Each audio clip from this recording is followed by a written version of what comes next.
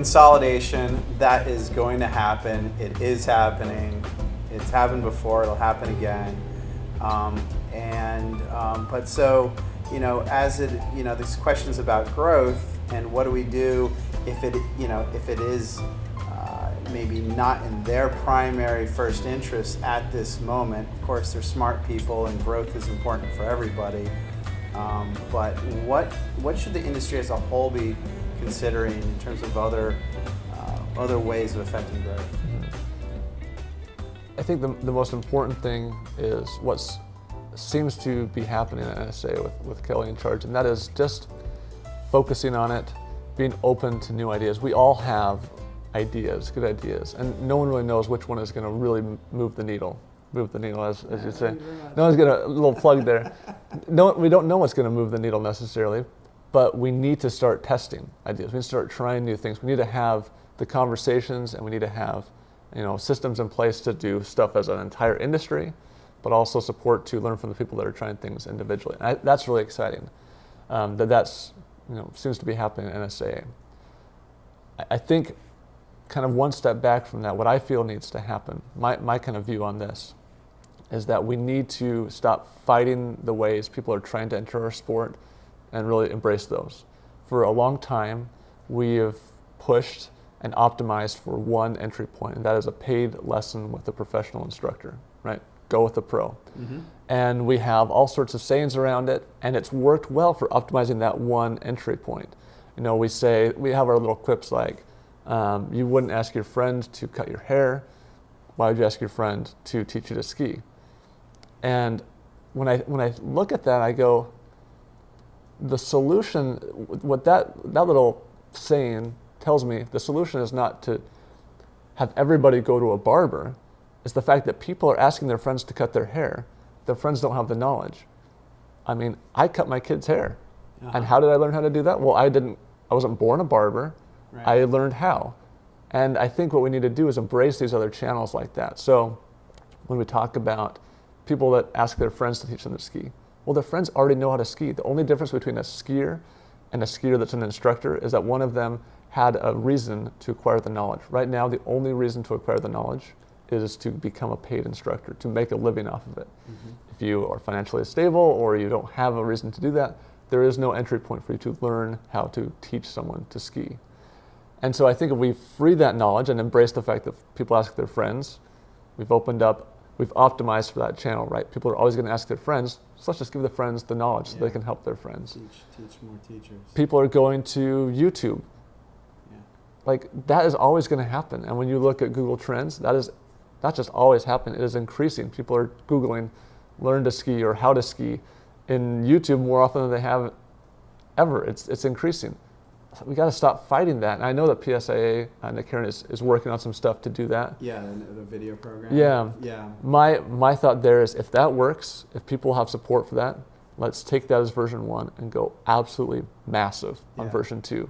Like, my view of massive is take the YouTube influencers that also ski and snowboard, like the Shaytards that bought the ski area in Idaho. They have a vested interest now in the growth of skiing, and they have 15 million YouTube subscribers, some ridiculous number. Casey Neistat snowboards, Sean Duras snowboards.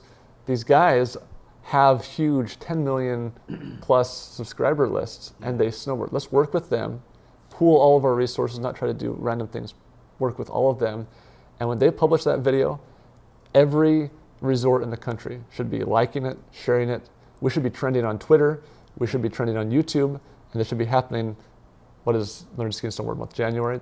The first week of January, second week of January, right when people are thinking about this. Give them those tools so that they can go and have a decent first experience on their own. Right. And I mean, millennials love their influencers. They love their certain style of videos. Let's cater to them, work with those situations, and go absolutely massive on that and build on whatever success Nick and his team can get with this first round. Before we were chatting, and you mentioned something also about design and about like what we could do to, just kind of provide some variety, I suppose, of what the physical user experience is at different resorts. Totally. I mean, when you're a good skier, you think that the skiing experience is a beautiful thing, right? You get to the top of the mountain, you look over, I mean, the view of Stowe from Mansfield, I mean, it's absolutely gorgeous. And when you're making beautiful turns and you're wearing the right clothes, yeah, you look cool. That's something you would share on your social feeds, right? Yeah. But when you're a beginner and you're in the shadow of the lodge and it's flat light, you're wearing the wrong thing, you're like hunched over, and when you fall over, don't take my picture. yeah, when you fall over, you can't even get up. It's like life alert, like I fall and I can't get up. Like that is not a sexy thing. That's not something I want to share with my followers in an age when people are doing things solely for the purpose of the photo that they can take when they do it. Yes. I mean, like the Tough Mudder guys, all those guys, they have built businesses on a concept of, they ask the question, what would people want to make their Facebook profile picture? That's it. Like that's the basis of their whole model. And they go in there and they say, okay, well, people love ugly sweaters. Let's make an ugly sweater run. Like people love to look like they're doing something really risky, even though it's controlled risk. Let's do a Tough Mudder.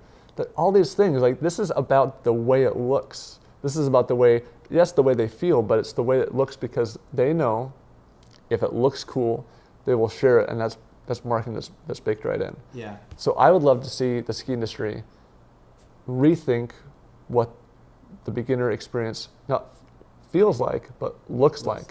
I would say, so I talked about some of this at Snow Operations User Group last year, and what I told them is, let's take our terrain-based learning area, right?